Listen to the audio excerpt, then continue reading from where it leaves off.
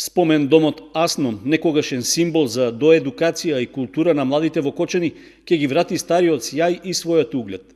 Иницијатива и проект за тоа постојат и со средства од општинскиот буџет можат да се реализираат.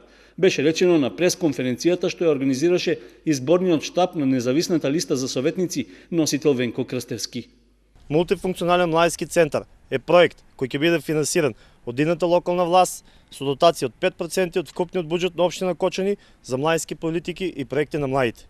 Центарот ќе поседува канцеларии, сала за пресконференции и простор кој ќе биде бесплатно отстапен за настап и проба на бендови, диџеи, актери, сликари, уметници за успешно реализирање на нивните потреби. Музичката школа ќе добие дополнителна финансиска помош и ќе биде обезбеден простор за коворкинг.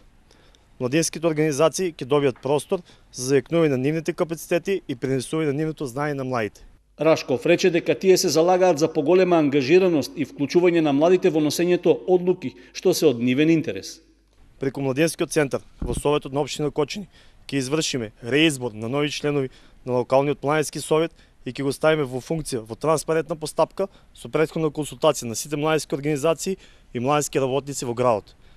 Идејното решение за нов изглед на објектот ќе биде доделен на студенти и неодамна дипломирани архитекти од општина Кочани со цел да го валоризираат своето знаење и труд во објект кој ќе биде од големо значење за младата популација во градот.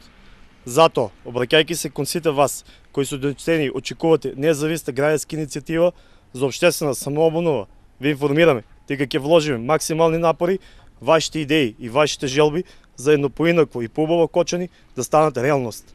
Да си подадеме рака за нашата општина, за нашето драго Кочани. На пресконференцијата што организираше изборниот штаб на независната листа за советници, носител Венко Крстевски, беше речено дека преку европските образовни програми и мобилност постои можност за доедукација преку процесот на неформално образование на учениците од градинките, основните и средните училишта, а со цел подобрување на воспитно-образовниот процес и образување квалитетни ученици.